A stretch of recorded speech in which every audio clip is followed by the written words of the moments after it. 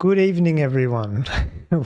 Welcome to the Canadian GP preview show. This is the Friday because we're waiting for the PU information sheet. Hopefully I made that obvious by pointing that out to you guys multiple times throughout the course of the week, saying we're going to push this one back because we got screwed in Miami. No PU information sheet. And I was like, that's not lower lap time. That's not quality. You know, we need to have all the information in front of us, so that we can go bang, bang, bang. We can have a conversation with everyone here. Hello, the read machine says, the line between Formula One and Formula E is a bit blurred at the moment. Jesus, I'm this close to pinning that above and beyond my like the stream, share with friends, Q&A at the end or whatever. That's a top tier, God tier comment. Max Flash Heart audio and video is good. Thank you. Sometimes it can be a bit rusty. You'd rather have 9 megajoule peak performance for lap times or driver habits more natural? Okay, this is going to be a big conversation as we get into the PU information sheet, which of course we will do in the video description. You will have the full agenda. So you should find welcome, recapping of the tier rankings. That video went pretty well. So a lot of people saw it and came across me there. We'll go over Max in the 24 hours. The weather we got to touch on. Driver's mentality, George, Arvid, Lewis. That whole simulator piece with Lewis is a big one I've been getting asked a lot about. Street circuit rule, sprint weekend, wet weather, PU information sheet, technical, tactical, mental, physical, spiritual, emotional, and anything else. All right, I'm exaggerating. It's been a while since I've done one of these. I'm a little bit energetic and ready to go. All right, yeah, good to see everyone having fun in here. Okay, let me start with recapping the tier rankings. So I'll bring up the image. I just wanted to, I don't want to adjust anything here because I was pretty happy with how I went, but I just wanted to share with you some of the findings from it. Yeah, Luke Man says, love that tier ranking video. Thanks, man. Yeah, so if you haven't seen it, it's on my channel. I put it out and I went over all the F1 World Champions and I put them in God tier, class, good or meh. And look, a lot of the comments were around Prost. Prost should have been God tier, to which I don't disagree. You know, that's like not outrageous call. Fernando, a lot of people said should be God tier. Kimi Räikkönen, a lot of people said should be class. And to be very honest with you, Kimi for me was lucky to get in the good category. Yeah, I was this close to putting him next to James Hunt. I think if I had my time again, I'd probably put Kimi next to James Hunt. I know that's a massive take, and Kimi was super talented and super rapid and all this stuff, but ultimately, over the course of those 20 years, he barely just won a title in the most fortuitous circumstances. And look, my only regret here in doing this was that I didn't put enough respect on Jim Clark's name and his accident. I think I should have spoken about that a little bit more. Accident in the F2 in Hockenheim, I want to say, in some slippery conditions, and just talking through that a little bit more. I was trying to keep the video fairly compact. So Jim Clark, I didn't probably speak enough about his accident. There he is there. And Schumacher as well, of course, I didn't speak about his accident in the ski. But other than that, and Kimi, yeah, I'm not really changing that much. Yeah, a lot of people saying, yeah, Barbara, Alonso should be God tier. Luke Man says Alonso should be God tier. Yeah, so I got that quite a lot. I got the Prost one quite a lot. And yeah, like I said, the rest of it, most people enjoyed it. So that was good.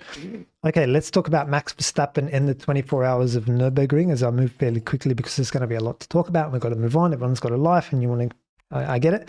Where do I start? So, okay, so Max had this massive moment in one of the corners. And there's like, I only saw reels and clips. I didn't watch the full thing, you know.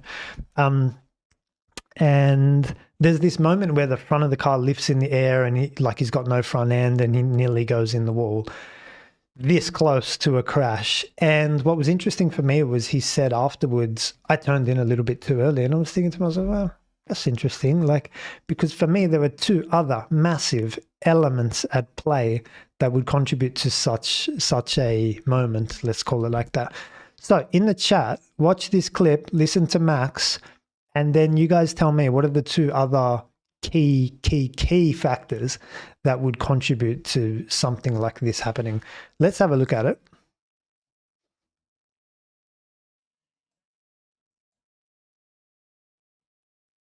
does like the front of the car gets in the air and then it lands, and then Max is there to save the day just at the end. I'll play it one more time. And like I said before, let me know what you think are the contributing factors to this kind of thing happening. Cool. Now we're gonna listen to what he said. So give me a sec. It'll be this one.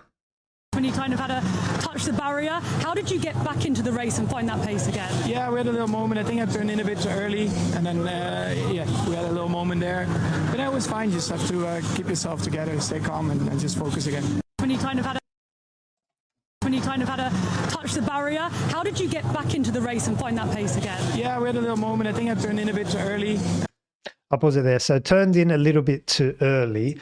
I'm not going to deny that. I mean, Max knows his turning point and whether or not he hit that or not. But there were, like I said before, there were two other massive pieces.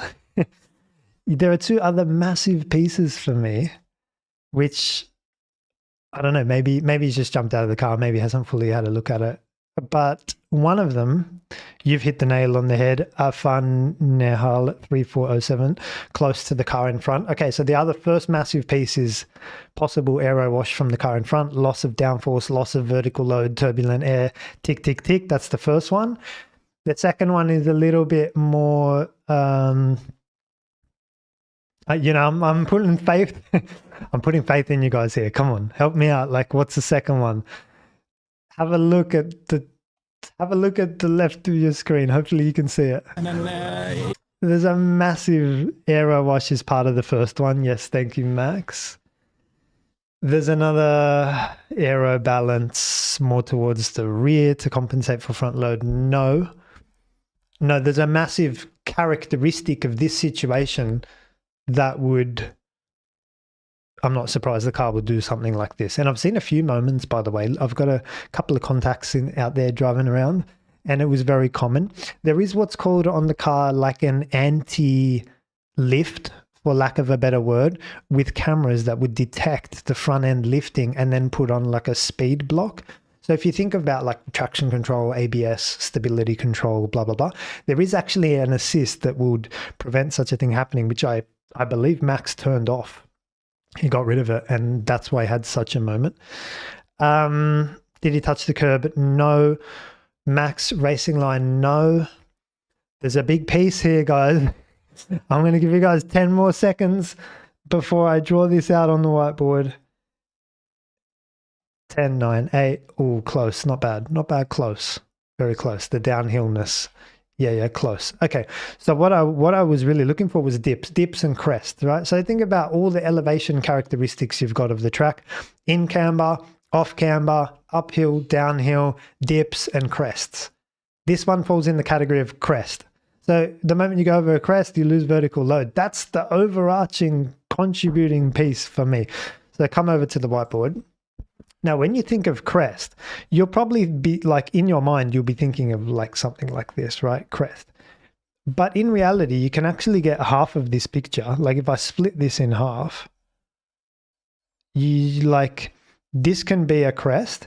Actually, Eau Rouge is phenomenal for this because you've got like the bottom of Eau Rouge down here where there's actually a lot of, that's a dip, right? There's a lot of compression down here and there's actually a lot of grip down here. But the top of Eau Rouge, the top of Radion, why is there so many accidents at the top here? Is because that's your crest. It's the first half of your crest like I've drawn. So this is like Radion. My French is not great. Radion. That can obviously happen. And then you get situations like Monaco before breaking into the Nouvelle Chicane, where you also get that kind of thing happen, but it's the second half. It's this half over here, where you're coming into the Nouvelle Chicane and the track just kind of, it doesn't go downhill gradually. It's like, it goes like that. And I'm exaggerating there, but that's kind of, you're breaking into the Nouvelle Chicane like that. That whole situation there, your Nouvelle Chicane will be down here. That is also a form of crest. You guys see this? Sorry, I'll make it a bit thicker. That is also a form of crest, and you're going to reduce the vertical load as you brake, and that's why you saw Kimi Räikkönen, he locked the rears there in 2008. And so this is where we are. If I come back to that picture here, you've got the bit of aero wash from the car in front, and over that crest, a massive loss in vertical load. The front's come off the air. Max is actually a passenger at this point. I heard a lot of people saying, amazing save by Max, he can do anything. And I'm like, when the fronts are in the air, you're actually a passenger at that point, you know? So now listen, would I expect for Max to anticipate for this around a 7-minute, 1 billion kilometer track? No, absolutely not. I mean, he would have done his laps and probably know that this can happen, but anticipate for this exact moment? Probably not. That's above God tier level. Would I expect Max to retrospectively come out and say, dirty air, crest, loss of vertical load, lost the front end, above and beyond turn-in point? Probably. Upon reflection, I'd be more, you know, that's kind of what I'd be looking for. A couple more clips that I wanted to show you guys as well. Have a look at this anticipation from Max. This accident, check this out. So there's Max, the one behind here with the brake lights on already. There's a GT4 in front. There's another GT3 in yellow going around the outside. The GT4 is like diagonaling across here. Orange goes to the outside, but that's a closing wedge. They touch. Max brakes at this moment, turns right. That is God tier. And yeah, like, I'll be honest with you guys, the save back there with the vertical load and crest, that's not God tier. You're a passenger at that point. When the front is in the air, you can do whatever you want with the steering wheel. It will not work. Okay. This is God tier. This is anticipation, reflexes, reactions, reading the room, managing risk. This is a piece of God tier driving. Don't get it twisted. Okay. This is class. Yeah. The way he read that, like, to stay alive in the race. That's class. The other piece was, it really annoys me when people say, oh, it's his first time here, or he hasn't done this before. And I'm like, mate, he's done more laps on the sim around there than you've had hot dinners and or glasses of water. And so he knows that place extremely well. He knows the format extremely well. He knows it, like, he knows it all very well. Don't kid yourself. Like, yes, it's his first time in real life, but that's not to diminish the preparation that's been done. And some people don't understand that, and they come out with, in his first go, like the Fuji one, in his first go ever, 2 seconds a lap quicker. I'm like, mate, you have no idea the amount of laps that have gone in on the simulator. Have a listen to this piece, because this is an interesting piece. Yeah, I mean, for me, in my life in general, it's always about just trying to be relaxed and try to enjoy it. I know that when I sit in the car, I'll try to do the best I can. Of course, this is something that maybe I've not done a lot in real life, but I've done this a lot virtually. I've done a lot of these races, so I know what I can expect. I've done a lot of these races, says Max Verstappen, not in real life, in the virtual world, and arguably that's more intense in many ways. So I completely get it, and I don't want to take away from Max's achievement here. Like, he's in the God tier category for a reason. But I just want to highlight to you the importance of that sim work and coaches, if you have one, and all that preparation stuff that we always talk about on this channel. Very important. Now, the drive shaft failure. This has split the internet. Was it Max's fault? Was he hammering the curbs? Was it unlucky? Look, it's impossible to say, impossible to know. It's another question I've been getting a lot during the week. It doesn't surprise me, though, that the leading car with such exquisite lap time performance had a drive shaft failure. That tends to indicate like that they're just abusing the car out there. But then your argument said the car's got to be built for that. Like, we're driving it on the limit. That's our job as drivers. But then your counter argument is, was there any mechanical empathy out there? Could they have taken it a little bit easier? It reminds me of Kimi Räikkönen 2005 Imola. Imola, full of chicanes, by the way, not too dissimilar to the curbs and the whole nature of this place.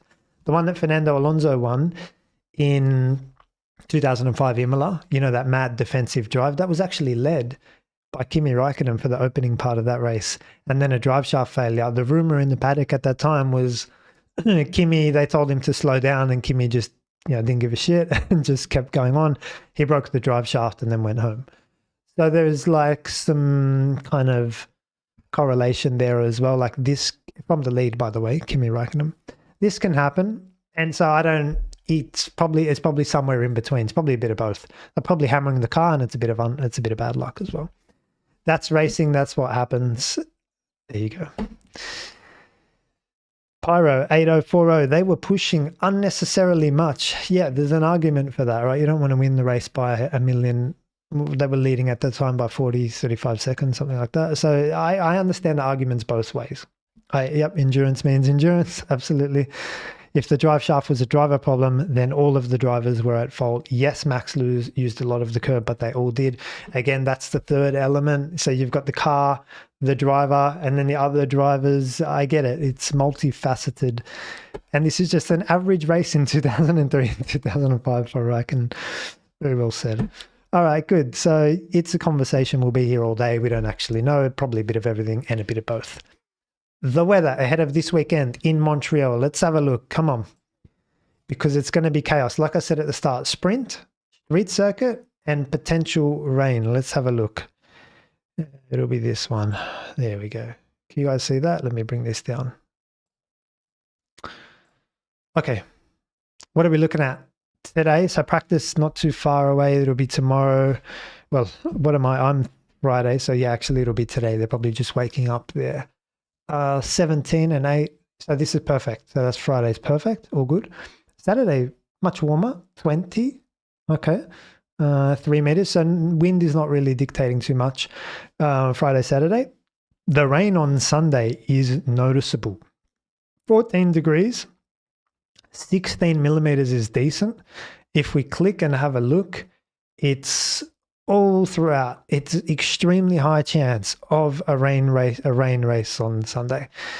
Now, look, hopefully they don't do the Miami thing and we got to run these cars in the wet. I'll get onto it, but I truly believe that if we run these cars in the wet, it's going to be the most natural and organic driving and viewing experience that you'll ever see out of 2026. Because there's so many other factors at play that bring it more towards the driving piece, and you're not battery limited all of a sudden, you're back to traction limited. So for me, I mean, obviously I don't have all of the context in terms of the safety and the tires and what they can and can't do, but for me, mate, these are the best guys and girls in the world apparently. Let's get them out there in what, in some heavy rain in Montreal. Like that, for me, that's what it's all about. That's what you sign up for. In fact, if you're a proper god tier racing driver, these are the days you relish. I know Lewis Hamilton is always up for this sort of thing and probably kick some ass out there on Sunday if it was raining. So keep that in mind, because when we go to the PU information sheet, I will, we'll keep that in the context. And it's going to be tricky. You're not going to be able to practice your wet lines. You're not going to be able to get a wet setup together. You're going to just have to work it out. You're going to rely on your experience, obviously. There's not too many long corners where Max Verstappen can do the Max Verstappen thing, the whole short corner thing. So if I bring you guys over to the whiteboard, if we're looking at, say, Hungary last corner, which goes like that, and Max can do his little short, not even little, but Max can do his kind of lovely short corner, and all is well. You don't have that here. We've got different corner types. That's why the 7 technical corners framework is so powerful. We've got chicanes characterized by slippery painted curbs, and you can't short corner this. It's a chicane. The short corner is not applicable. There's no such thing. And so what do you do, right? It's tricky because you've got, as I tell you guys to always do, you've got to color in the rubber that normally goes down. So that'll look, something like this. You guys can see this. Yeah. So this will be the braking rubber. This curb will be hammered with rubber. I'm just saying, this is, let's say, the final chicane, for example. It'll be all rubbered through here. There's nowhere you can really escape this except for the inside under braking. That's the only place you can really escape it, because at one point you've got to, you've got to rejoin this situation and kind of go through. It's going to be very difficult for you to short corner your way out of the final chicane in Canada, right? But over here you can. So that's where I think it speaks to Lewis a bit more. He'll find a bit more under braking, and he'll be very strong if it's wet. I need to zoom in a bit more so you guys can see this. So let me put that like that. Okay, so that's the wet weather piece. We've got rain on Sunday, plenty of it, and it's going to bring the cars back to, pure expression of driving, more than any rubbish PU information sheet ever could. And hopefully the cars get out there and we see some skill under braking. That's what I'll be looking for. All right, driver's mentality section. We are moving swiftly along to chapter 5. So I've got 3 names on this sheet. Hopefully you can see them. The first is George. The second is Arvid. And the third is Sir Lewis Hamilton. Let's start with Lewis, because I've been getting a lot of questions. As soon as that pre-race press conference came out, they were asking Lewis about, I think Crofty asked him about the simulator, and Lewis is like, I'm not using it this weekend. It led me down the wrong path in Miami, and I don't want to see that thing ever again. Don't touch me. Don't talk to me. Let me think and be clear and go. And my reaction to that is, it's okay. I've got 2 responses, and I'm kind of torn. My first is like, okay, I get it. If it's not working for you and it is misleading, to the extent that it is misleading, then yeah, obviously you don't want to go near it if it's misleading. But then I would argue as well, like, okay, but you've got work to do to ensure that it's not misleading, because a simulator that is not misleading has higher upsides. And so let's say if you didn't do simulator, you'd be here. If you did do simulator and you had correlation, you'd be here. And if you did simulator and it was misleading, you'd be down here. So like, you've got to do work to make sure that you've got correlation, it's not misleading, and everything's all good. That's the first point. The second point is, you guys remember last year in Suzuka, Max won that race for Red Bull 2025, put it on pole and won. But the weekend was not straightforward. On Friday, that car was a dog. And that was the sim setup, right? That they just dropped on the car on Friday.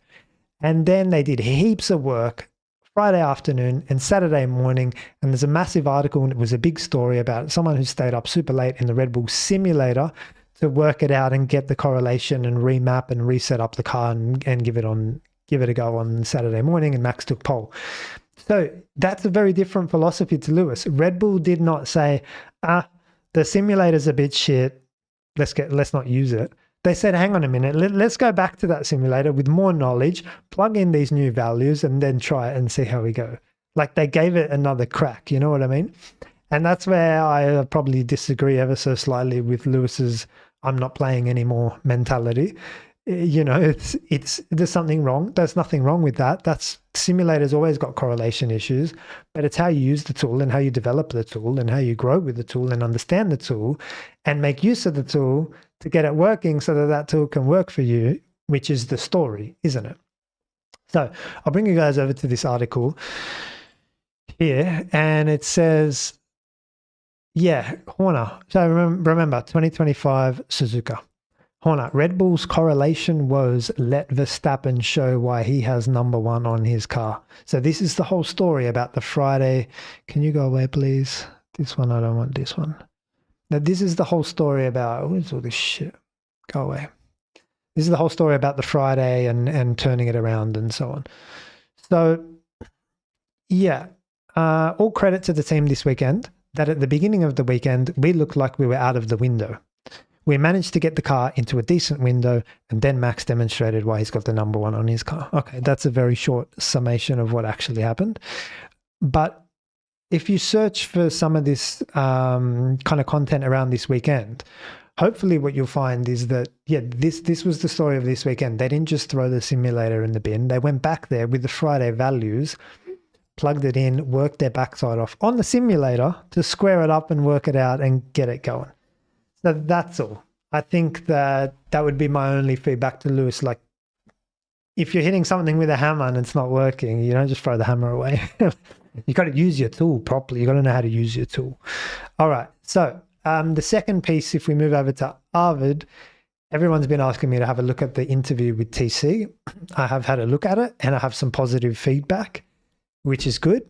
So let's bring up a few clips now. What do we do for you as your trainer, as you describe him? I mean, it's a bit of everything. It's sort of more of a mentor, a guide. I'll just pause there because I didn't give you the context. He's talking about his driver coach. I think his name's Ollie Rowland. Let's have a look. And TC is asking, what does he do for you as your trainer? For you as your trainer, as you describe him. I mean, it's a bit of everything. It's sort of more of a mentor, a guide, a coach sort of role. I mean, he does a bit of everything. We talk about driving. We talk about mentality to go into the weekend, how to handle different situations. Even with the media, how to approach that. To make sure it takes away as little energy out of me as possible. So it's hard to, it's a bit of everything. He's a driver himself. He's done it all. So he's just giving me a bit of guidance, a bit of help on sort of all the different aspects of being a driver. I wonder if it's something similar to what Oscar Piastri has this year. He's slightly changed the entourage around him. He has his old Prema engineer, Pedro Matos, coming to all the races with him now, just as another set of eyes and ears, really. Look at the data with him or make any sort of recommendations, if that's the right word. Is that what Oliver's doing for you? Yeah, I would say similar. Probably a bit more involved though. I know Pedro because when I was in Prema, and he's a really cool guy. But obviously, Oscar and Pedro have a great relationship, and that's why he's able to help him. But I've known Ollie since I was 7. Ollie's a driver himself, so I'd almost say our relationship and bond is probably a bit stronger, just because he's known me for longer, and he can really relate to me closer because he's done it all himself. Wow. I'll just pause there. There's 2 massive insights for me. Firstly, the piece that I always speak about on this channel, the importance of the inner circle. This guy, Ollie Roland, and Arvid Lindblad, they just talk about driving. He's my driver coach. He helps me with driving. We talk about driving. We talk about car setup. We talk about media. We talk about other things, going into the weekend, preparation, blah, blah, blah. He's just like my soundboard, a guy that gets driving and what I'm going through and can empathize with me. And we can just bounce ideas off of outside of the team. This has got nothing to do, in my understanding, with whatever team he is, Racing Bulls, V Carb, Cash App thing. That's the first insight, is how handy to have someone like that. The second piece, very interesting.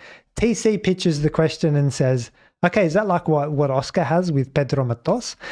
And Arvid kind of says, I know Pedro, he's a good guy, but like Pedro and Oscar compared to what I have with Ollie is not comparable, because Pedro Matos is an engineer and what I have in Ollie is a driver. That's what Arvid's trying to tell you. He's like, trust me, there's a level of, like, engineers are everywhere. There's shitloads of them. We can't get rid of them. And they're always giving us information on how to drive the car. That's not what I need, another Pedro Matos, another race engineer or whatever. What I actually need is a driver coach, which is the missing piece, which we've been screaming about. Me and 19.4 thousand other people on this channel have been saying, get someone like that in your corner because it's invaluable. And so I just want to play that second part where he's talking about like how valuable it is there to have Ollie in his corner, which is exactly what I've been saying. Now I'll go a step further. I've been saying physical, mental, technical, and tactical. That's your inner circle with maybe a manager, commercial guy, and whatever. So have your physical coach, have your mental coach, have your technical and your tactical. And that is exactly what Ollie is for Arvid, is a technical, tactical, mental kind of ear. Definitely not physical. He's not training him in the gym or anything like that. It's like, discuss the day, discuss lines, discuss setup, all that driver talk that drivers love to talk about. Bravo, Arvid. Tick. That's a tick from me. Similar to what Oscar Piastri has this year. He's slightly changed the entourage around him. He has his old Prema engineer, Pedro Matos, coming to all the races with him now, just as another set of eyes and ears, really. Look at the data with him or make any sort of recommendation. No, TC, another set of eyes and ears is not meant to be an engineer. It needs to be a driver coach. So that's just TC, I mean, even drivers don't know this, so we'll let TC off. He's been all right lately. If that's the right word. Is that what Oliver's doing for you? Yeah, I would say similar, probably a bit more involved though. I know Pedro because when I was in Prema, and he's a really cool guy. But obviously,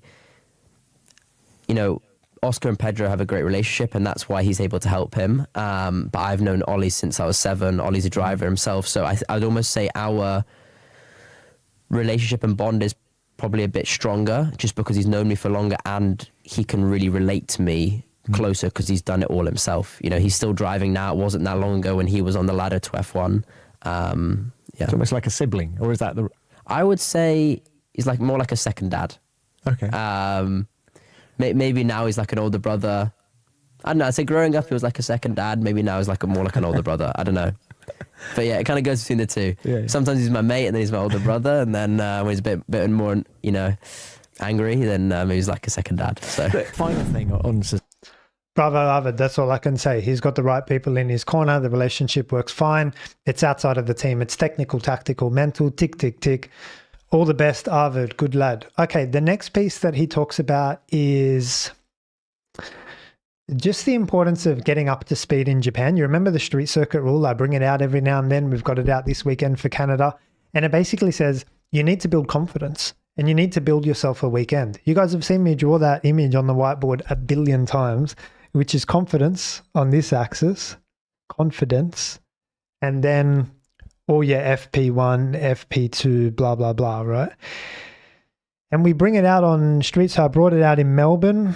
It was broken by Kimi Antonelli. We bring it out in Monaco, Canada, Vegas, Baku. I can't write quick enough, but essentially what you want to do is build your confidence over the weekend and then reach peak confidence in qualifying.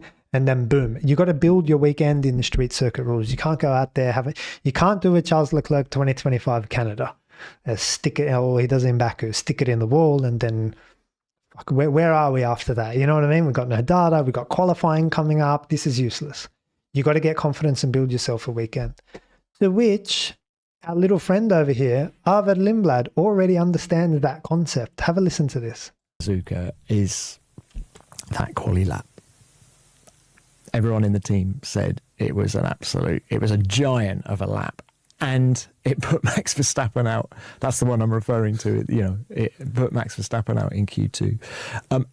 How good was the lap? And what did it feel like to you know, take that scalp, if that's the right expression? yeah, it was pretty nuts. It was cool. I mean, going almost a bit sort of back, it wasn't an easy weekend. You know, I'd FP1 went okay, but then I missed all of FP2 with an issue. I'd missed a good chunk of FP3. So I was coming into quali a little bit lost and not really sure what to expect. You know, it's like I said before, Suzuka's such a high-speed track, so you need a lot of commitment, which means you need confidence. You need...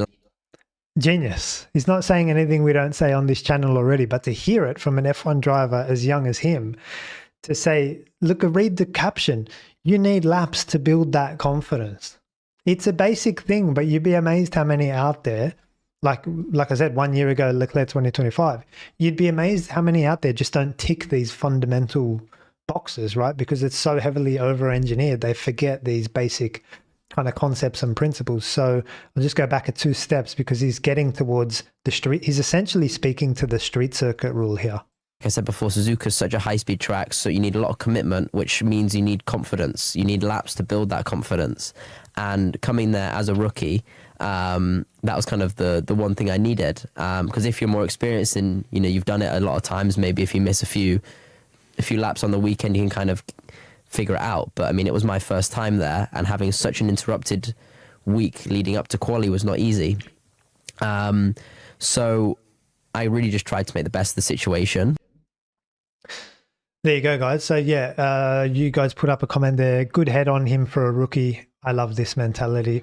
Me too. That's excellent. What more can you ask for? I think he's got the right people in the right places. He understands the importance of building himself a weekend. A lot of that credit should probably go to Ollie for giving that. But you can very quickly tell who gets it and who doesn't. At least I think I can as well. And I'm sure you guys in the chat are all like, we're all on the same page because we've been saying this stuff for a long time. Now, that's not to say that he's not going to make mistakes ever, or he's perfect and he's going to be a future 10-time world champion. That's not to say any of that. It's just to say that, like, he's on the right track.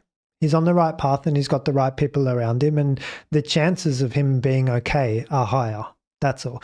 You're less likely to see him out and at the back of the grid, you know, kicked out after a year or two, because he's on the right kind of way. He's taking it very professionally and very, very well. Let me show you, like, I mean, I've got so many examples here of people who have broken the street circuit rule and what it means for their weekend. This was Kimi Antonelli this year in Melbourne, and I don't forget this. A lot of people forgot this because the mechanics, Mercedes, did a phenomenal job to rebuild this car. And the reason we're talking about this, just by the way, for context, Canada, the walls are close. Street circuit rule is in play. It's not too dissimilar to Melbourne in that sense. Kimi got out of jail free. He got out of jail free with this. Mercedes saved him big time. It should have cost him a lot more points than it did, and people forget that. There's plenty of Leclerc examples in Baku. 2019, quali in turn 8. 2021, FP2 turn 15. 2023 in SQ3 turn 5. 2024 FP1 in turn 15. Max Verstappen 2018 was a huge one. That was a massive weekend because Danny Rick went on to, and it was at the worst time. FP3 is the worst time because you know what happens in FP3? All the quali sims come out. You can see he's on this ultra soft pink thing that they had at that time. All the quali sims come out and you start to think, okay, I'm ready to go. Let's do a quali sim. Next thing you know, a fraction here or there, you're in the wall. Guess who won this race on Sunday? It wasn't this guy. Because again, the street circuit rule, what this does, I've got like a little loose correlation philosophy, which is like the damage it does to your car is proportional to the damage it does to your confidence. And so, yeah, Max didn't have a good weekend. The race was won by his teammate, Daniel Ricciardo. This was Oscar this year in Australia, by the way. Didn't make the start. This was Oscar in Monaco last year. Dropped the front wing. Guess who got pole? Lando Norris got pole and won this race. And so there's a couple of examples, and that's why the street circuit rule exists, not because it's flawless and because it's perfect, but because it's a percentage play. It's a good guide for how you should build yourself a weekend in these tracks that just take a little bit of time to get going and where mistakes are consequential. Now, if we're going to Paul Ricard and there's heaps of runoff and you lock a brake, it's all good. You just recover. The street circuit rule doesn't come out. Go and have fun. You know what I mean? Like it doesn't matter. But to the extent that we're surrounded by walls and stuff, that's where you need to just build. You got to build yourself a weekend, because if you lock a little brake, boom, like you saw the Leclerc examples in Baku. If you lock a brake, your weekend is just screwed. It's a disaster. So good job, Arvid, for understanding that. And yeah, like I said, the street circuit rule is out this weekend. However, it's a bit different because it's a sprint weekend. So it's very rare that we actually have street circuit rule and sprint weekend coming hand in hand. I don't know if I need to adjust things a little bit because they're contradictory, aren't they? Street circuit rule says build yourself a weekend. Sprint race says get on with it, get things sorted very quickly. What I would argue is to be successful in the sprint, it's a lot of the work how you land. You know, again, it goes back to the simulator piece.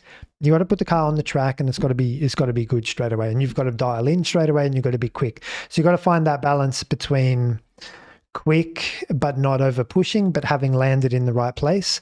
And so it just puts more emphasis on the preparation. I think Lando spoke about this pre-weekend, and he's like, you just got to do a lot of good sim work, land the car in the right spot. The opposite of what Max did in 2025 Suzuka. Your car's got to land in the right spot, and you just got to go through the motions and see how you go.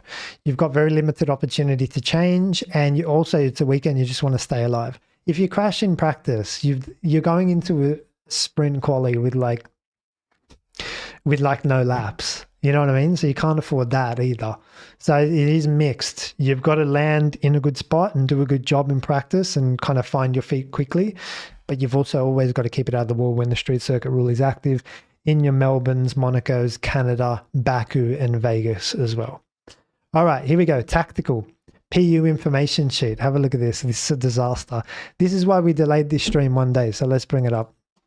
Have a look here, guys. Aquí estamos.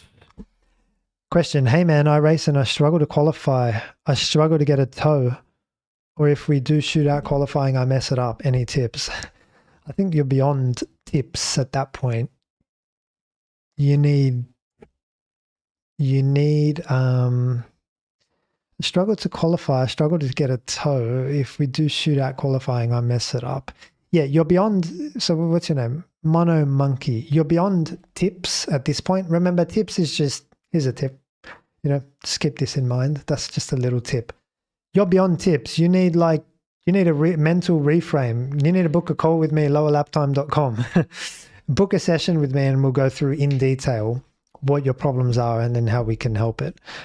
Yeah, seriously, because you can't give tips for problems so big. Did you watch Max in the 24 Hour? We went over it early in the stream. If you're just joining, 162 watching, 40 likes. What are you doing? Please hit the boost button to help Martin. Thank you. Controversial take. I enjoy sprint weekends. That's not too controversial. I enjoy that. Okay, come over. All right, so PU information sheet. What are we talking about? All right, so this thing just came out. It's not worth the paper it's written on. It's disgusting. It's horrendous. This whole thing is getting more complex each and every single time we look at it. Have a look. Have a look at this. Look, have this for sprint race, this for quali, this for overtake, this for this. In quali, you're on this one. And then in the race, you're on this one. But in this section, you're on this one. And then in the race, it's this one. But if you're doing this, then it's this one. Otherwise, it'll be this one. And it's like, mate, this is horrendous. This is horrendous. It's a shambles that I actually have to run through this with you. Now that I've got my rant out of the way, let's go through this professionally. So the straight line modes are down the pitch straight. Okay, understood. No straight line mode for these little short squirts here, to which I would not expect any, which is fine. Another straight line mode down this first back straight. It doesn't look like there's one here. Correct me if I'm wrong in the chat. Well, but what is this red? This SM activation 3. Maybe there is one there. There should be one there. Yeah, why wouldn't there be one there? I'd imagine there'd be one there. And then you've got activation 4. So why is that in red and not blue? That's my first question. Am I being dumb? Someone help me out in the chat. I need your help. That's why I got 194,000 people watching right now. It's a yoke. It's a yoke. Joseph.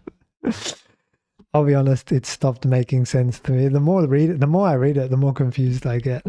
Guys, help me out. What's the difference between the red and the blue? You'd think they put a little legend or a little key, you know? But this is Formula One. These are the best guys in the world. What are you talking about? Come on. All right, let's go. So in the sprint race, 8 megajoules. Overtake, 8.5. That's very normal. This one jumped off the page to me. Sprint and qualifying, only 6 megajoules. That means that it's very ICE heavy. It's very just... The qualifying is just very internal combustion engine. So if I bring you guys over to the whiteboard, right? On the scale of... Can you guys see this? All right. So on the scale of... Let's put this here. Let's put like 1 megajoule harvest. Let's say this is quali and the limit. Or let's exaggerate. Let's put this like 14 megajoule. Okay. The problem on this side is that there's a lot of LICO or clipping because they want to recharge and then they want to deploy a lot, right? So it's a quicker lap, but there's a lot of LICO and clipping out there. The problem with that is it's high deployment, but it's high deployment, but it's high recharges as well. So it's like you're going to see a lot of lift and coast and you're going to see a lot of boom deployment. It's going to be fireworks out there, basically. The problem is the LICO and clipping. People don't like to hear that. That's fine. If you come over to this side, the problem with this is it just becomes an ICE lap over here, right? As in you got no battery to, you know, the cars are just the muffin car. So we're landed here. The 6 megajoules. It's probably more that direction than it would be going that direction. I'd say we're looking at this. It's more going to be an ICE lap. There's not going to be much clipping and LICO and all that jazz at all, which means the lap time will be very slow, but it's going to be an organic, flat out lap. If I'm being truly honest with you, just give me this. Give me the power at least. This is still going to be a shit show. I don't want this. If I had to pick which side I would want to be on of this scale, it'd be further across here. Give me something more like this. Like, if they're quick at least booming down some of these straights, and they can deploy in like, heavy deploy, because they're not going to be clipping in these ones. So deploy, massive deploy here, a bit of clipping here, and then deploy again. The lap will be more, from a velocity point of view, it'll be more attack. With the muffin car, I don't know. I don't like that. you guys let me know what you think about that particular number, whether it's you like more on the ICE or whatever. Personally, yeah. What are you guys saying for the color? I think it's not SM in the rain is what they're saying. All right. Ooh, yeah, that's interesting. Yeah. La Fuedo. I think it's not SM in the rain. Low grip, and normal grip. Thank you. That's, I mean, if I'm thinking about this, I'd argue that there should be no SM modes in the wet. Like, honestly, that's very, yeah, I agree with Chris. That's interesting. For me, they should turn that off in the wet, SM mode. That's going to be chaos. There's no way you're going to be able to stop the car that's coming in. So, like, it's going to be really hard. That's dangerous as well. Yeah, is there a wet to dry difference for SM? Yeah, okay. Let me know what you guys think about this. Yeah, let me know what you guys think about this. Personally, if it was wet, for me, like, don't be so obsessed with saving battery. Put the safety of the guys, you know, it'll be like, it's fine. There's not going to be much grip out there in the wet. So that will be interesting for me to see the wings open in the wet. That's very sketchy. That's very scary, actually, to be honest. Okay, so we got that. The 6 megajoule, that one jumps off the page. Okay. Now, the other one that jumps off the page is there's another 250 kilowatt zone active somewhere. Let's have a read and see where it is. Sectors where the alternate power curve applies are defined above, applies in the sprint and the race, turn 1 to turn 6. All right, cool. So let's come over to our track map and start to annotate some of this. Turn 1 to turn 6 is a 250 kilowatt zone in the race. Right. Right, this is exciting. So I'll do what they should do. Because I'm very smart. Color code. In the race, by the way. Races. All right, so this is that. That's 250 in the race. Does that make a big difference? Not really. It just means this whole sector has been reduced to a muffin sector. It's like, that's high carding through there. That's rubbish. Attacking the first and second chicane now, the speed you would normally be doing is not going to be anywhere near the speed you'll be doing. It means these chicanes are going to be very easy. There's like, as a driver, you can't do much. That's shit. Next. What's this? Sectors where the PU reduction of the power limit dependent can be greater than 150. This is your 0 kilowatt zone. So turn 5 to turn 6 is a 0 kilowatt zone. Right. Oh, yeah, okay. So that's in the race. And then you've got turn 13 and 14 in quali only. Okay. So I don't understand why they overlap this as well. Like, they're explicitly saying that is a 0 kilowatt zone, which means you don't have to deploy if you don't want to. And then in quali, that's a 0 kilowatt zone as well, 13, 14.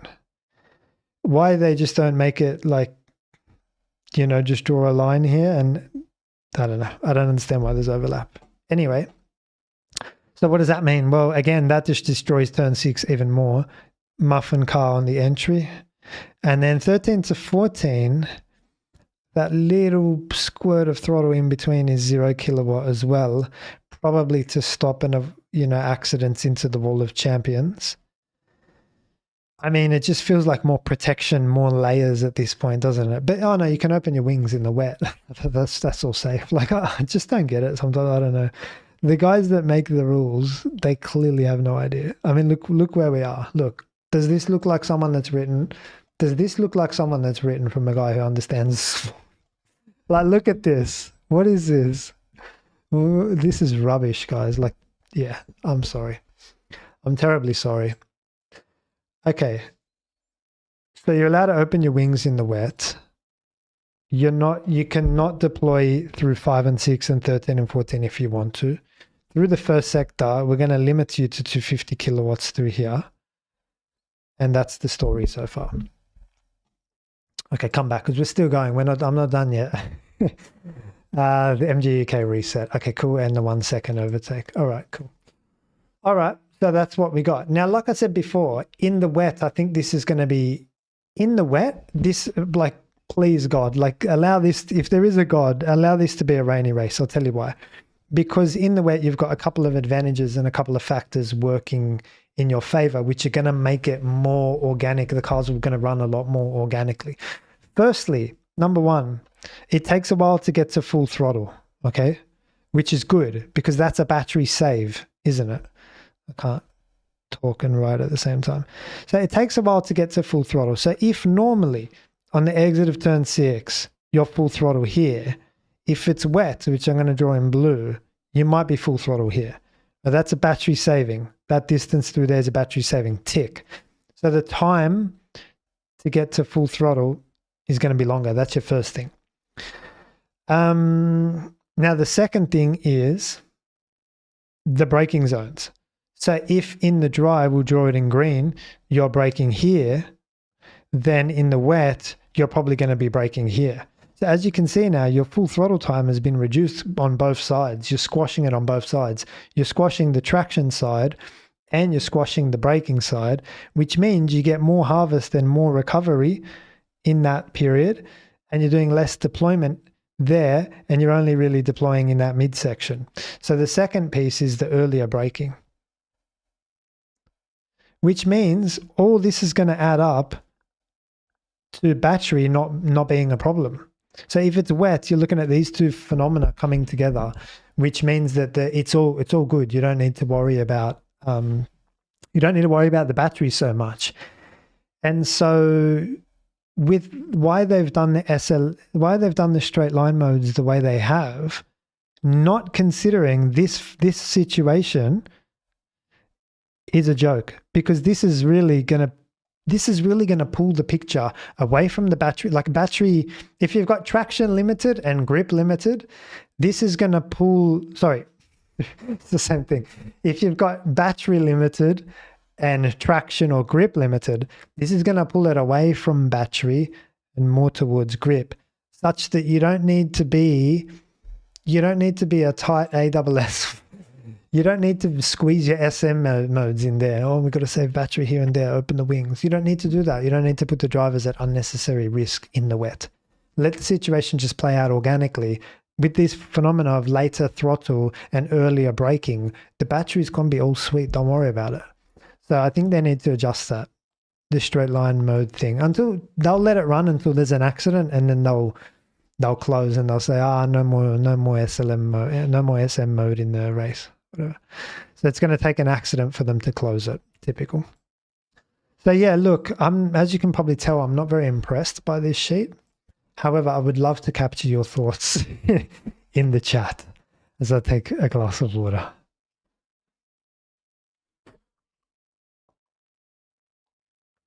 Okay, what are you guys saying?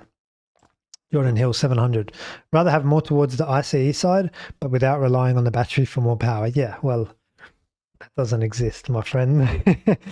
Allow that. Yeah, I agree. That would be ideal. But we've got muffin engine in the back, you know. It's quite weak. And so we've got to decide between that scale at the moment. 100% I agree with you, but yeah. Toby, how challenging will the hairpin be on traction with the added power deployment? Not very, because if you're new to the channel, there's a thing called on throttle, part throttle regen, which means you're not getting the full battery power at the moment you touch the throttle. It's like protection. Under the initial throttle application, the battery is actually charging. It's actually acting as a generator. Instead of doing the opposite, what it's meant to do is deploy. It's meant to power the car. So we've got a car designed to charge a battery, not a battery designed to power a car. Very different. So on traction out of the hairpin, there's part throttle regen. They're charging the battery under the traction. It's disgusting. So you will not see traction issues out of the hairpin at all, unless it's wet and, you know, all of that. But normally won't be a problem. If you're going to comment on the sim, you've got to see the quote that Lewis said, and then you can delve into it. No, I heard what he said, and I framed it accurately. and it was that he's not doing it this weekend because it didn't give him good correlation in Miami, which is fair and reasonable. So that's fine. Obviously, I spoke about you don't want to be here. You'd rather be here, but there's another step above. So that's all good. Yeah, why do they always do that overlapping stuff? I don't know. I don't care about this. I don't care about left eye disc cars because they're slower. Okay. Big one. Need accidents to change stuff, but doesn't listen to driver's opinion on anything. This is a bad one for me. I've got these all saved down. Let me see if there's been... Hey, check this out because I've got them all saved down. So let's see. In China, there was nothing. Presumably that means the same for dry and wet. That's probably worse, I want to say. In Melbourne, they're all red. Low grip in blue. Oh, yeah, low grip. There it is there. They've annotated it. See? They can do it. There is someone smart doing the Melbourne one. The blue is the low grip. So, yeah, right. That's still going to be really tricky to stop the car into turn 3, mate. Anyway, at least we know now it's low grip. Okay. Yeah, okay. So they have been playing around with it. They do not. So where it's red, they do not want it to be deployed. Okay. So it's like here, they haven't done the blue and red, have they? There's no indication here of what the blue and red means in the Suzuka one. This just be consistent at least, you know. These guys are stupid. And then the other one is this one this weekend. So it means that you can't run it there, I guess. Yeah, you can't run it in the red zone. Is that right? Yeah, blue is low grip. Yeah, blue is low grip. So red will be dry and blue will be wet. This is low grip.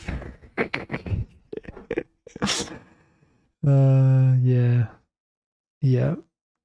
PU sheet represents the state of F1. You know, the joke is I waited for this sheet to come out before we did this live stream because I'm a professional. We got to run through it, but I'm allowed to show my human side. All right.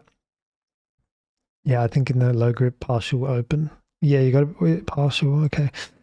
You got to be careful with this. Even if it's partial, if it's just the front wing, you got no front end then.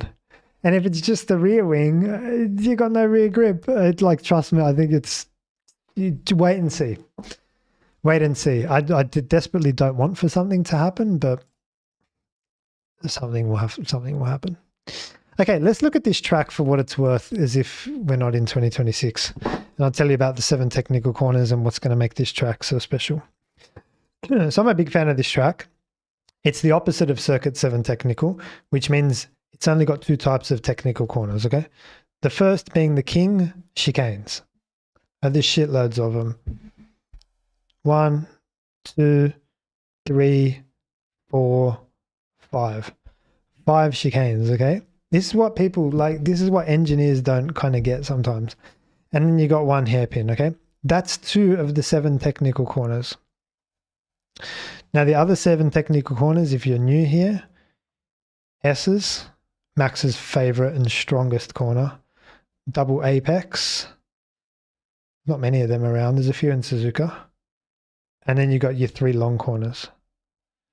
Long corner constant radius, long corner decreasing radius, long corner increasing radius.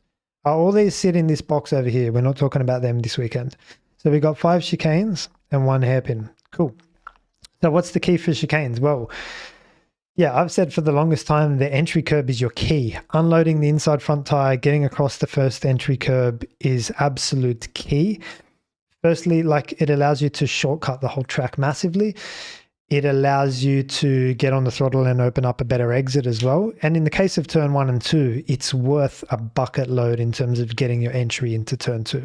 So if I just draw, for example, the turn 1, 2 kind of situation, and I'm a really bad drawer, sorry guys. So yeah, if it looks a bit botched, my apologies, I'm not the best drawer. But if you've got something like this going on, and this one's a little bit of an odd chicane because, yeah, you could argue that this is a left-hander into a long corner of constant radius, but it doesn't behave like one. one really does feed you into two. So even though this shape is long corner constant radius, it's not like, yeah, if you were attacking this corner like down here, then I get it. It would be a hairpin in that case, to be honest. It's a very tight corner. But my focus is here. My focus is this first entry curb. This is what your track walk is for. This is actually a very, very, very technical curb where a lot of lap time is. Trust me on this. This is the key to the circuit. There's about 3/10 here, I reckon, if you can nail this entry curb. And I'll show it to you in a minute. I'll show it to you now. I'll show you how kind of how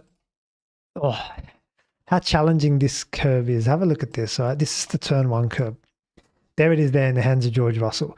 Now, the thing is, it's not a traditional and classic curb where like you've seen the Suzuka ones before and they're a little bit higher and you bounce over them and attack them and so on.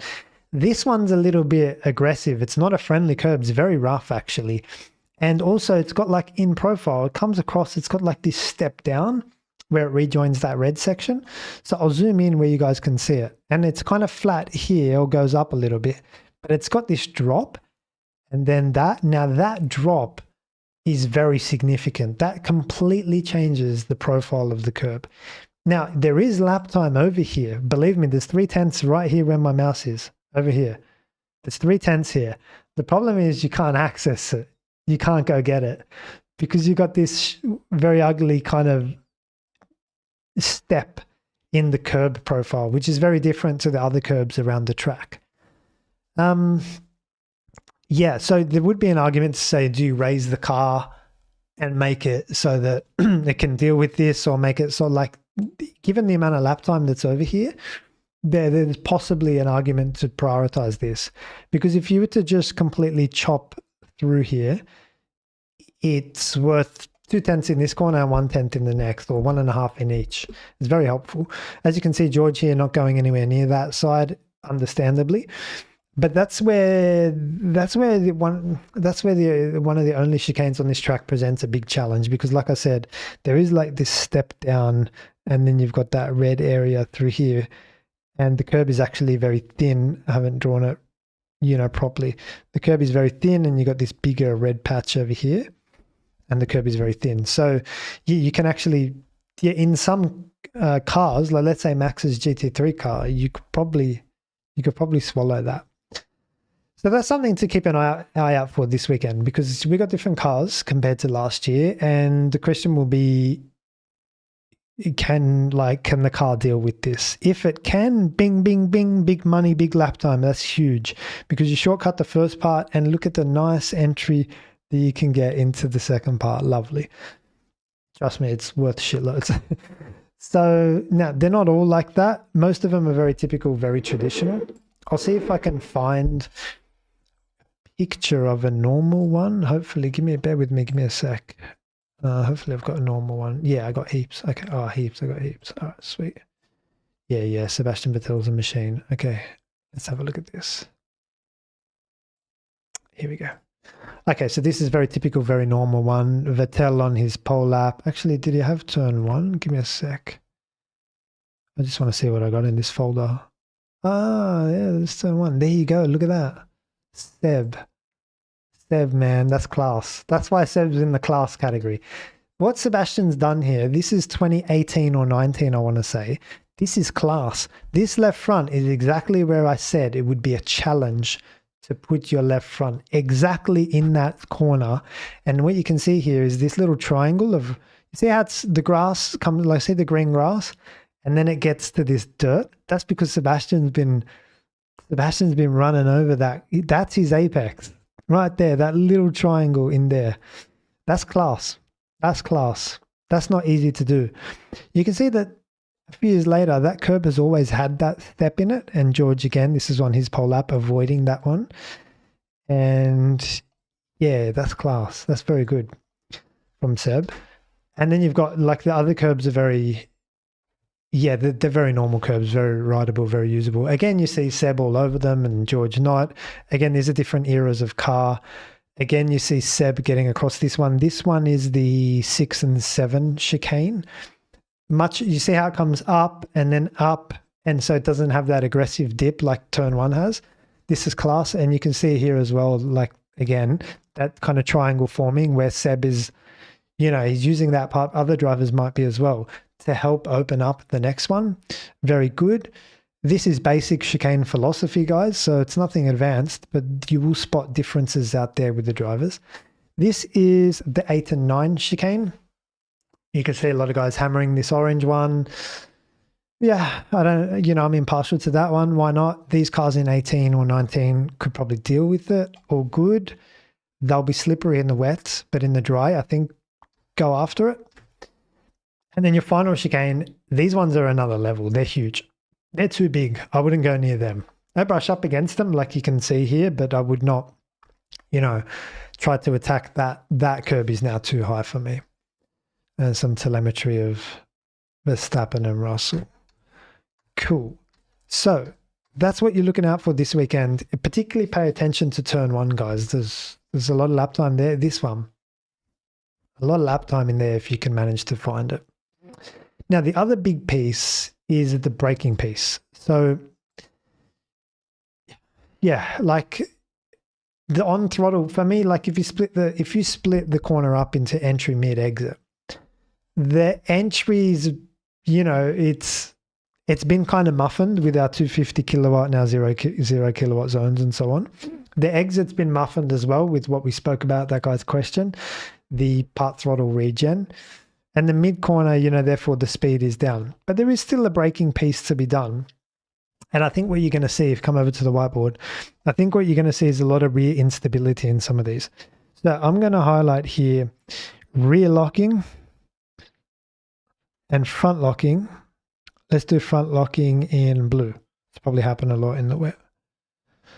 And let's start to think about this. So I think that ordinarily you would probably get some rear locking into 6, but remember this whole part here, and in red, remember the 0 kilowatt zone overlaid on top of that.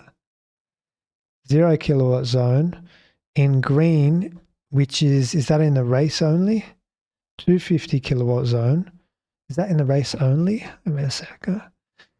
Yes. So, and in quali, it's 6 megajoule. Okay. So possibly in quali, but it's a 0 kilowatt zone nevertheless. You're possibly in red, I've put here, you might get a bit of rear locking, possibly. Or front as well. It could be both.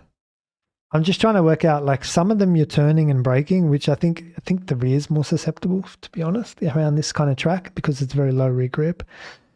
Here, yes, I'm going to put rear here as well, and I'm going to put rear here as well.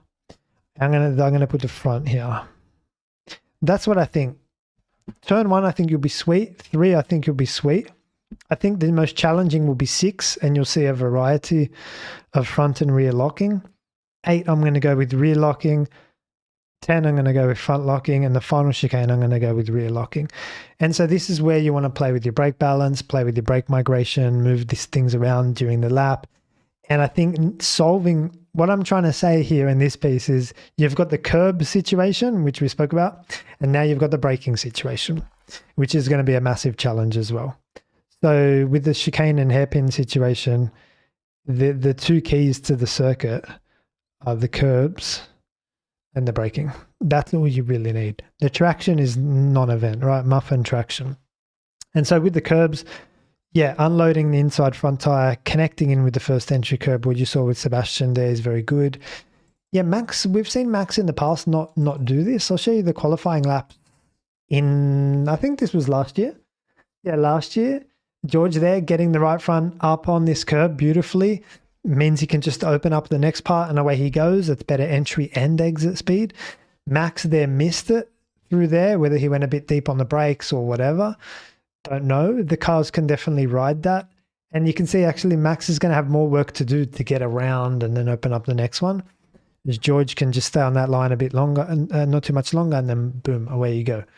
So yeah, Max is not normally to my eye like the benchmark. I think they changed, like in the race, Max started to take this. So if you can see here, this was Max's quali lap where he missed it. This was Max's race lap where he was following George, where he started to connect with it. So I think he went a little bit deep. That tells me he went a little bit deep in qualifying, probably just a little bit deep on the brakes and missed the line ever so slightly. So that's what we could be looking at. So what have I spoken about? Chicanes, braking, massive challenge around here. The curbs, the wet weather is going to bring it to more organic racing. And okay, beautiful. And the turn 1 entry curb. Now, like I said before, in terms of wet lines, yeah, like, okay, turn 2 presents an opportunity, doesn't it? Because we spoke about that being a fairly long corner. Let me remove some of this. How long have we been going for? An hour? It's all right. It's all right. I'm going good. All right. So, like, into this final chicane, right, you're really line locked. There's not much you can do. In the wet, I'm talking about now. So you've got the rubber, which is going to be down here, the normal racing line. Your option is to brake on the inside off that rubber.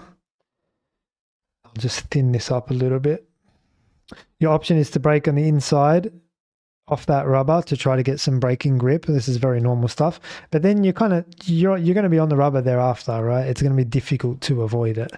And so once you get to turn 1, the same thing, you want to brake on the inside or mid track. And here, turn 2 is where I think you've got opportunity to do your short corner. There you go. Beautiful. So you can do a lovely short corner in there. Go outside away from the rubber.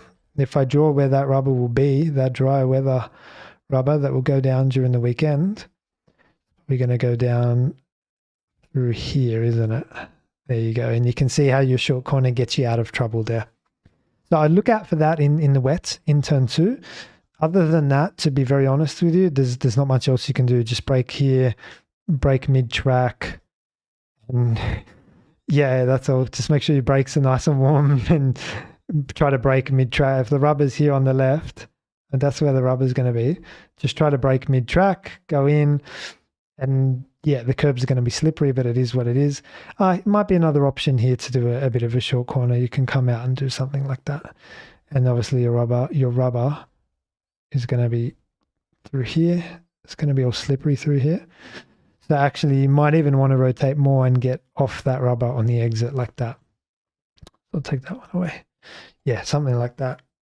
That could be an option. Could be. I'm not sure. You got to try these things, but those are the only 2 places where you might be able to try a short corner in the wet.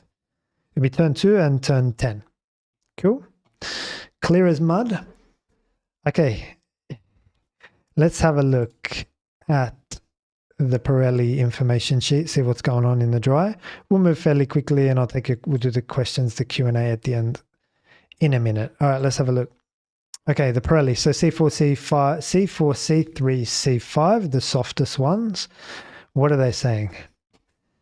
Like the stream, thank you. I'll come to the chat in a sec. Let's get through this. Another sprint weekend. It'll be the first time, the shorter race. Oh, yeah, cool. Shorter race. C4, C3. The track surface was resurfaced in 2024. It's smooth and low abrasiveness. Used for motor racing. Last year, graining effect. Okay, graining. Graining's interesting, isn't it? Graining, remember, if you're new to the channel, there's a big difference between graining and blistering.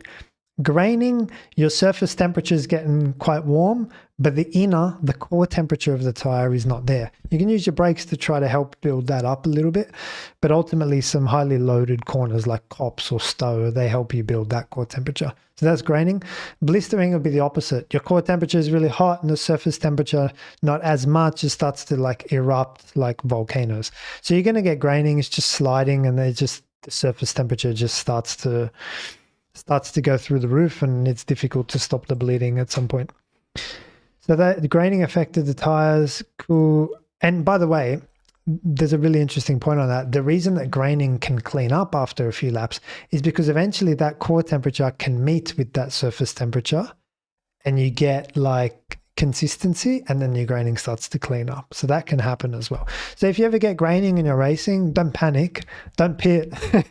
Don't be an idiot and pit. Just try to focus on getting the core temperature up. Yeah, it's helpful to know how things work because then you can leverage it. Throughout the race day, with the new tires, the phenomenon should be more limited and thanks to improving track conditions could disappear after Friday. All right. Yeah. I'm just reading here. I'll let you know if I find anything interesting. Oh, this is interesting. Its defining characteristic is its so-called stop-start nature, which makes strong braking stability very good, Pirelli. This is better than normal. Got to give you props. Normally these are SH1T. This is very important. Strong braking stability, which is what I called out, and maximum traction performance. That's wrong because it's muffin car. You don't need to worry about traction. Despite being essentially a street circuit, overtaking is possible. Yeah. Cool. All right. Wall of Champions. Always in Montreal, the weather could play a role, not for the chance of rain, but temperatures will be cool. Teams, therefore, yeah, cool. The soft is the compound with the best warm-up, offers optimal grip over a single lap. Okay, cool. So I think the only thing they really doubled down on was, yeah, the braking stability piece is a very important piece. It's going to be half your pick. It's going to be half your cake out there. Braking stability and hitting your curbs at the right point. Very good. Okay, turn 1, lap 1 and restarts. I don't think it's a massively challenging situation. Obviously, you just want to go on the exit of 14. There's no dramas. Start finish line is here. No one's going to get a run on you through 13, 14. You'll be the first person with the steering wheel straight. Turn 1, all I would say is just make sure you kind of sweep out, like let's say you're the pole sitter. Like don't take yourself like such a line like that where someone can do that a bit thinner, where someone can drive around you and attack, get the inside. Just want to make sure like you're sweeping out, cover off this apex is very important. Make sure you just push the guy, whoever's on your outside, like just, tell them to get lost. Don't leave them too much space there. That's very important. So brake nice and deep into turn 1. No one is going to drive around you at turn 2. Don't worry about it. Unless it's wet, of course, to which I would completely flip that script and say the blue line is your turn 2 line. You will drive around people in the wet because remember the rubber, if I go back, the rubber that's through here, right? Whoever's stuck here with no grip, you'll be able to rotate your car really quick through here. You short corner, bang, there's positions over here. The outside of turn 2 in the wet. Trust me. If I'm wrong, read the comments, but trust me, that's right. Okay, predictions. I mean, what do you want me to say? I think Mercedes are going to be strong and they've got an upgrade package this weekend. McLaren will be strong. Ferrari will be shit. They'll fuck it up somehow. That Red Max will be there somewhere. It'll probably go something like that. Okay, listen. Let's take a 2-minute break because I'm very keen to hear your questions and your thoughts. Just put at the front question and then I'll bring it up. We'll answer it. Let's do a 2-minute break. Questions from the floor, super chats and everything. Welcome back, guys. One thing I didn't show you, which I just forgot on the break, was Lando's pre-race radio last year when he was asking about who's taking curbs and chicanes. I do want to play that to you. So the context is... Yeah, I'll take your questions in a sec. Give me a sec. So this one down here, the whole weekend is about chicanes, curbs. We'll be speaking about it every year on this channel for Canada.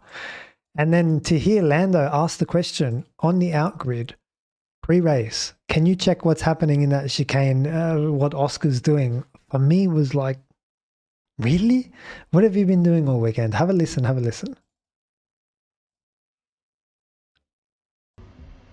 Jav, can you see if on laps to grid Oscar's using curb in turn 6 to then prepare turn 7? Yeah, checking now. So if you didn't hear that, Lando going to Jav, can you check what's happening, what Oscar's doing with the curb in turn 6 to then prepare turn 7, which is this exact image that I just showed you before. And I'm sitting here, I'm like, bro, that's so basic. Like what? Like honestly, what have you been doing all weekend if not focusing on the chicanes and the curbs? Now look, maybe it's a snippet that was taken out of context and there was something very specific and intricate that he wanted to ask. If he did, that's completely lost on me. But to hear something like that, I got to tell it for what it is. That's a very basic radio message. Pre-race, mind you. This is not like we'll go over FP1, a question for FP1, or this is pre-race. This is post FP1, post FP2, post FP3, post quali. It's the weekend. Like, it's almost like didn't jump in the car all weekend and is catching up on things. Very strange radio message. Can't get my head around it. Shows me again, guys, like this is when we spoke about Arvid Lindblad and we spoke about how the drivers and driver coach can talk about that stuff. That's the missing gap. That's the key. All right. Questions. Question, why is the line with the rubber bad in the wet? That is a great question. So when the rubber goes down, I'll show it to you because we had it in, had a nice mad picture in Miami, didn't I? So yeah, this picture's hectic. This picture's mad. Come over. All right, good question. So this is the rubber that goes down across the course of the race. This is extremely slippery when it gets wet. When the rain comes down, this is like chaos. Like there's no grip, very slippery. And the difference in grip between here and over here is huge. So that's why when it rains, this gets very slippery. Some kind of reaction, the water with the rubber. Anyway, if it rains very heavily overnight, then the track gets completely clean again. And then there's actually not that much difference between the normal line and the wet line. But the reason is this gets very slippery in the wet. You want to avoid it where possible. Under all circumstances, avoid it when braking, avoid it when cornering, avoid it when downshifting, avoid it when applying throttle, avoiding it when traction, avoiding it when upshifting. Like you just literally just steer clear of that. And it's your short corner technique is your best friend in that situation. I hope that helps. What's his name? What's your man's name? It's Logger. Ros4HLN1. What's Max's third weakness? Yeah, it's a good question. The first two we've spoken about on the channel before. It's front tire wear in long corners, weakness, and yeah, emotions or points available on the mentality side. Mentality is very broad. Self-confidence is under mentality, and Max is extremely superior there. Self-confidence, self-belief, winner's mentality, winner's attitude, his focus on the weekend, concentration, distractions. Max is very good. Tick, tick, tick. Emotions, yeah, that's his second weakness. His third weakness, I have mentioned it, and I told you I'm going to park it until I get a few more data points and see a little bit more information in order to officially declare that a gap. But we'll have to wait until we get to some tracks with a little more downforce. So let's wait for, like these tracks, Canada, Miami, there's not much cornering actually happening. Let's wait until we get to Spa, or those kind of, or Silverstone. You wait for those tracks, you'll see it. There, maybe. Pepsi Scrolls question, in the wet, would you open the wings as much as you would in the dry, or would you keep it closed a bit more for traction? Yes, that is a good question. I mean, yeah, it's a great question. It all comes down to your managing power grip situation combined with steering angle is really important. So for example, if you come out of the final hairpin, you've got that long back straight, steering angle is pretty much straight and foot is flat, and then SM mode, bip, you probably open it. Whereas coming through like 6 and 7 chicane on the exit of 7, you still got a bit of steering lock on. And if you reach straight line mode with that lock on with the partial throttle, then absolutely you don't want to, you're not ready yet to open your wing, you know. But if it's to the extent that you got your foot down flat, you're starting to click up a few gears, the steering wheel's starting to be straight, and then your SM mode comes, you might as well open it kind of thing. You're good at that point. You're power limited, not grip limited. So it all just depends when you get that beep, what the situation is. Have you got your foot down and is the steering wheel being straightened? And are you starting to pull up shifts, or are you still half partial throttle waiting for traction? And then you get the beep and you're like, no, I'm not ready yet. So I think that like, I give you tools, not rules. I can't give you a rule and say do this. You got to feel how much grip you have, and if you're ready to open it, then open it. If not, then not. You see how you go. Question, Chris Wood, are we going to get a Kimi versus George battle?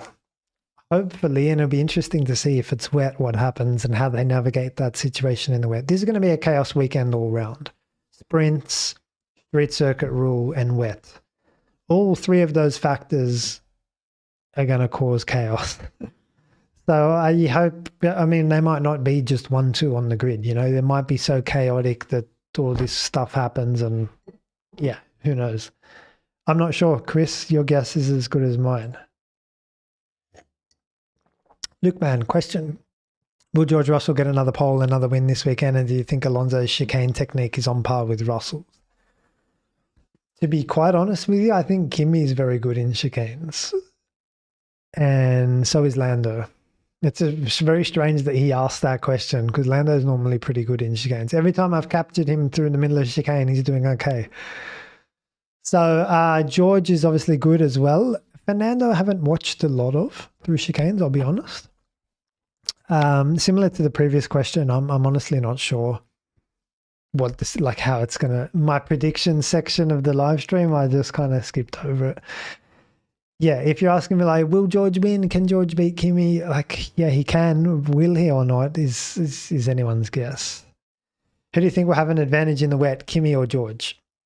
Yeah, again, it's another question I don't have an answer for. You're asking me for a prediction, and like whoever does the best braking and short cornering, like I'll bring you guys over to the whiteboard. And I genuinely like. Don't laugh because this is serious. Like whoever does the best of their braking on the inside away from the rubber and the best short cornering away from the rubber will be the quickest out of the two. They're the only two features that you're going to need. And so if you see someone beating the other, they're doing a better job in that area. Yeah. Jordan Hill 700, do you think Kimi is able to get pole and win? You guys are taking the piss. How many questions about predictions are you going to ask me? Do you think Kimi is able to get pole and win here and then Monaco next and further? Okay, well, here's the thing. The last time we had a street circuit rule race was Suzuka. Actually, Kimi won. But the one before that was Melbourne and Kimi blew it. So there is every chance that Kimi might mess up the street circuit rule, Canada, Monaco. That's very possible. And then George will collect the points he should have collected in Melbourne, basically, relative to Kimi. So there's every chance that hopefully Kimi's learned his lesson there. I'll be following Lindblad closely with that mentality as well. Again, it's another prediction question. I'm not sure. We'll have to see how it plays out. I think... Again, he'll need to build himself a weekend. He'll need to not do a Melbourne. He'll have to make change there. It's not just about the lap time. You know, there's other things to building a weekend. Kimi's starts have been atrocious. Kimi's street circuit rule has been broken this year. These are things that George hasn't put a foot wrong. His starts have been better and he hasn't broken street circuit rule. So like, yeah, I mean, Kimi's had pace. I'll give you that, absolutely. But if we're talking building a championship, I think Georgia's been a bit more consistent at the moment. Okay. Question, what sims do you use? And are the sims the teams used based on anything commercially available? The sims the teams used are, in my understanding, are completely in-house, you can't buy that, completely developed by their own engineers. They laser scan the tracks, they bring it back in, they model their own Formula One car that's being built in the room next door and the physics of that, and it's their own simulator. It's very different to the commercial sims like iRacing or Assetto and so on. So actually it's a good point because that sim in-house is used mainly for car development. And the sims like the Assetto and the iRacing that Max drives is for his development. So it's a really good point. So what sims do you use? I use a combination of Assetto and iRacing. And other sims the teams use based on anything commercially available, I don't believe so. I think they're very in-house independent for the sole purpose of developing the car, not the driver. Very crucial distinction. Max Flashheart, how you doing? Question: drivers that have tested in the wet versus those that haven't, how much will be a difference? Wet sessions for filming days and Pirelli tyre test. Yeah, it's a good point. And earlier this in the testing in Barcelona, wasn't it Max and the Ferraris that went out in the wet? So we'll have to wait and see whether or not that, I was very critical of them at that time. They had the 5-day window, I remember, and they had the rain on, I can't remember if it was the Tuesday or Wednesday. And Ferrari, being typical, they went out on the wet day. God knows why. And then so did Max. And then Hadjar put it in the wall. And I came out and said, I told you, man, you don't need this car in the wall right now. Why couldn't you practice Thursday or Friday? Why couldn't you do Monday, Thursday, Friday instead of Monday, Tuesday, Wednesday? So I think even though, to your point, Max, those guys have wet weather experience, I don't think truly that it's going to count for that much. And if it does, then the other guys will catch that up in the next wet race. Like, it's not going to be a deal breaker. Personally, I think the dry running would have been super helpful in Spain testing. That's just my philosophy and opinion on that. You guys might have a different opinion and say, no, the wet running is very important for this exact reason. When you get a wet race, you know what to do. And that's a very valid point as well.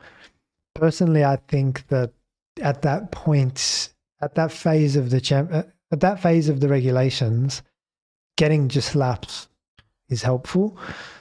But I completely agree and understand the point that Max and Charles, I think, were the two that had some wet running. So good point, and let's follow their progress in the race. I mean, Max is good in the wet anyway, so that kind of draws a line through that.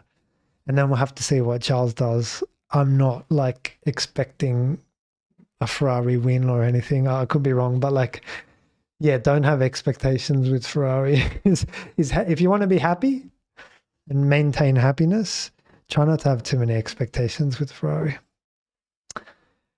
Question, Joseph, if we had normal PUs still, would I be right in thinking that traction would be a massive element on this track? Yes, you would be correct. Turn 2, 6 and 7 and the hairpin are massive traction challenges in the game.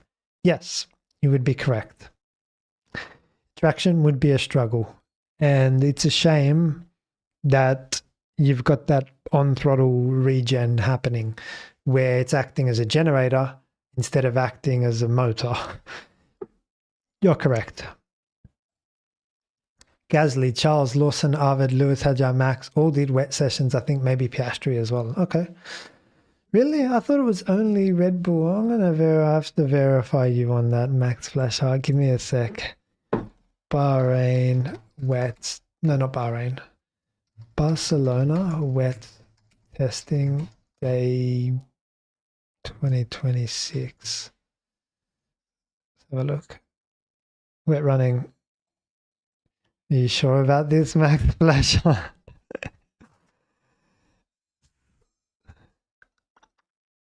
Day 2 highlights wet running. Red Bull and Ferrari were the only teams to venture out in the afternoon when it rained.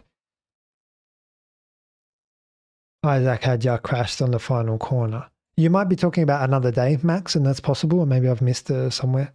Maybe when you add up, Hamilton's done laps in Fiorano and whatever. This is the day I think the question was referring to. Day 2, wet running, Red Bull and Ferrari. I think that was a serious testing. But you could be absolutely right in saying they've done some filming. Mercedes have done filming laps around Silverstone, haven't they? In the wet.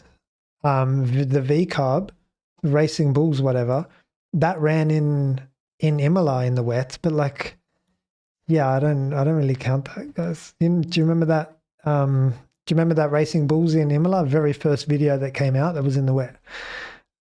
For me, it wasn't. They're just going around kind of thing. Yeah, interesting point. Let me know what you guys think. Would you rather the body of the Ferrari or engine of the Merc in the wet, given that it's traction restricted, not battery restricted? I'd take both from Merc. I wouldn't be taking anything from the Ferrari. I'd take the Merc engine and the Merc chassis. Thank you very much. Yeah, I'm harsh on Ferrari, but it's been 20 years, as near as makes no difference since they won. The thing with Ferrari, if I can just clarify, they're very slow to make change. They're very slow to progress. Like, you only need to look at Hamilton's race engineer, Ricky Adami, last year. The whole world could see from the outside that this relationship was not working. You did not need to be a genius to see that. And so I would expect the Formula One level, after 2 or 3 races, he's gone and there's a new English-speaking professional race engineer assigned to Lewis Hamilton. That's a very basic example. It took them all year, 24 races, and the pain that Lewis went through. I think he got a new race engineer this year in 2026. That's not quick enough. Like, what are you doing the whole year to suffer that pain? Unless he was on a contract or I don't know. But they're very slow. They're very slow in making change. They're not. And the amount of strategic ineptitude that's happened in Alonso's time, in Vettel's time, in Leclerc's time, in Melbourne this year has been so long that you need to make change. You need to make change. You got to get rid of the people that are not helping you, and you got to bring in mad people that are going to help you. It's very simple. But it seems like it's easier said than done, and they just take too long. They take too long. And you can't take too long in a sport like Formula One. You can take too long if you work for a bank and everything's all good and the big ship keeps sailing north and you don't want to rock the boat too much. You can take 4 months to make a decision. You can take 12 months to move a team manager if you work for a big bank or something. But when you work in a Formula One team, which is competition, it's competitive sport, other people are moving ahead super quick, trying new things, working things out. Why would you muck around? Why do you take so long to make these decisions? If he's shit, get rid of him. Like, it doesn't need to be any more complicated than that. They're meant to be the best guys and girls in the world out there. And they should have pride in their job. And so when I give Ferrari a hard time, it's not because I don't like Ferrari. I love Ferrari. There's a picture of a Ferrari behind me on the wall. And it's Kimi Raikkonen 2007, 2008, I want to say. Everyone's a Ferrari fan, to Sebastian Vettel's point. But it's kind of frustrating when they just let, like, if you were going to make that change, why didn't you make it earlier? That's all. And honestly, there's no good enough answer that they could give me that would make me understand. Why didn't you get rid of him earlier? Why didn't you fix the strategy earlier? I think in Maranello, they do a pretty good job. The car that gets delivered to the racetrack is half decent. Leclerc has led a few races this year. It's half decent. He could have won Melbourne, led a bit of Miami, could have got a few podiums here and there. He could well be in this championship. But the race operations is a shambles. And yeah, I hope the people at Ferrari just, it's like chess pieces. You got to move it around until it fits and works. It's frustrating being a Ferrari fan. So that's why, did I go off topic? Yeah. That's why I give Ferrari a hard time, because it's like they've only got themselves to blame. The car's actually not too bad. And oh yeah, the question was, what would I take? Would be the Merc stuff. Yeah. Do you believe Charles Leclerc wet ability is overhated? I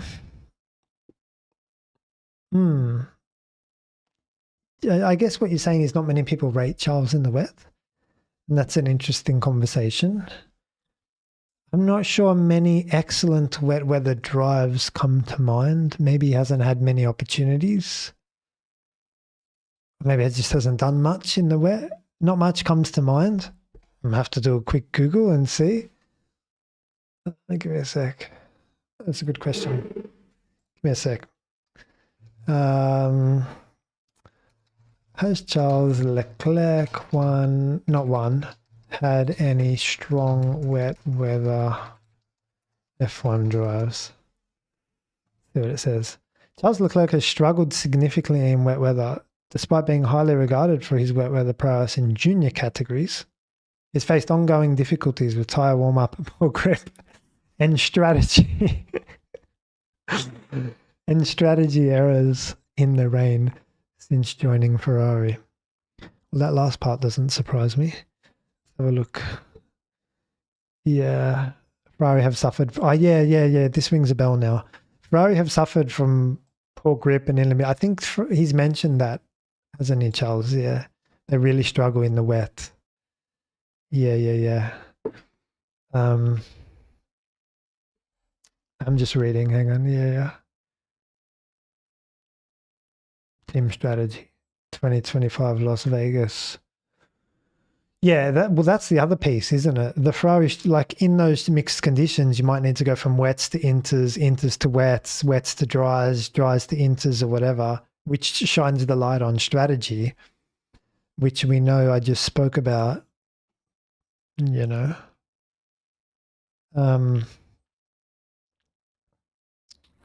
Yeah, anyway, I'll need to dig into that a little bit more. I think it could be a combination of things.